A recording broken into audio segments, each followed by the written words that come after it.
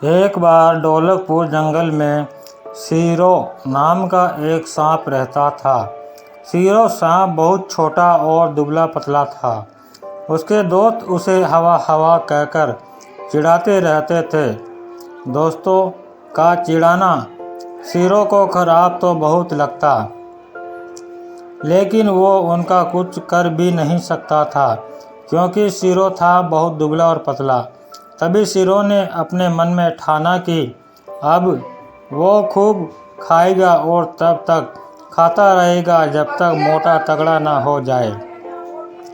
बस यही सोचकर शीरो खाना खाना शुरू करता। उसने खाने में जो भी मिलता वो बिना किसी नुक्कर के उसे खा लेता। अब शीरो को खाना इतना पसंद आने लगा कि वो अब जिसके पास भी खाना देखता तो उसे डराकर उसका खाना ले लेता, फिर उसे खुशी खुशी खाता। इस तरह से खूब खाना खाकर अब शीरो धीरे धीरे मोटा होने लगा। अब शीरो जब भी अपने दोस्तों के पास जाता तो उसके दोस्त उसे देखते ही वह जोर से भागते। अब उसके दोस्तों को शीरो से डर लगने लगा था, क्योंकि एक दिन जब शीरो अपने दोस्तों के साथ खेल रहा था तब खेल खेल में शेरों की अपने दोस्तों से लड़ाई हुई। फिर शीरो सांप ने उन्हें ऐसे डराया कि कोई भी उसके आसपास नहीं दिखा। यह सब देखकर शीरो को बहुत खुशी हुई। वो अब खुद को बहुत ताकतवर समझने लगा। अब शीरो इस बात का फ़ायदा उठाने लगा। वो अब जिसके पास भी खाना देखता तो उसको अपनी ताकत से डराता और उससे खाना ले लेता। इस तरह से दूसरों पर कभी ताकत का डर दिखा कर और उनका खाना खा कर अब शीरो हो गया था बहुत मोटा। इतना मोटा कि अब वो अपने घर के अंदर भी नहीं जा पा रहा था।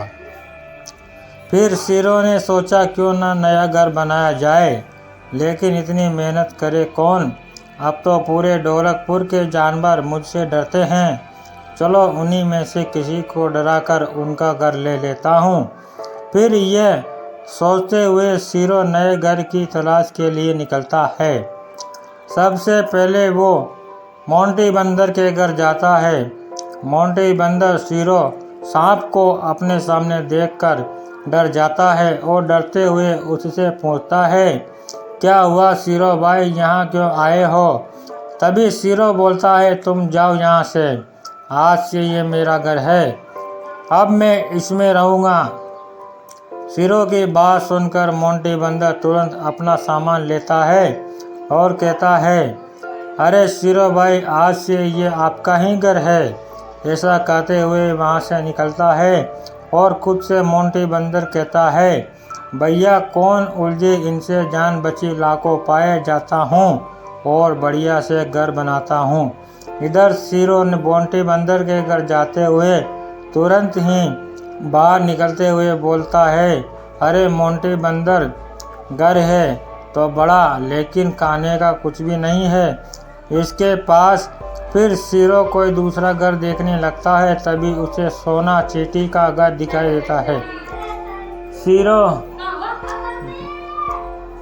शीरो सांप उसके घर जाता है और उसे कहता है कि बाहर निकलो, अब तो उसे घर में रहेगा। लेकिन सोना चींटी मोंटी बंदर की तरह उससे डरती नहीं, बल्कि अपने सभी साथियों को बुलाती है और शीरो से कहती है कि ये घर मेरा है, अगर तुम मेरे घर आए तो हम सब उसे काट लेंगे।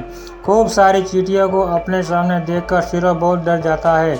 उसे लगता है कि कहीं सब चींटी मिलकर उसे काट न ले। ये सब देखते हुए वो सोना चींटी से कहता है कि अच्छा, मुझे नहीं चाहिए तुम्हारा घर, मैं कहीं और अपना घर बना लूँगा। और ऐसा कहते हुए शीरो सांप जोर से वहाँ से भागता है। इधर सोना चींटी की सभी मिलकर खूब तारीफ करते हैं। तो इस कहानी से हमें शिक्षा मिलती है दोस्तों, हमें कभी भी अपनी ताकत का गलत इस्तेमाल नहीं करना चाहिए, हमेशा सबसे मिलकर रहना चाहिए। धन्यवाद दोस्तों, कहानी यहीं समाप्त होती है। आपको कहानी कैसी लगी हमें कमेंट में ज़रूर बताएं और चैनल को सब्सक्राइब ज़रूर करें।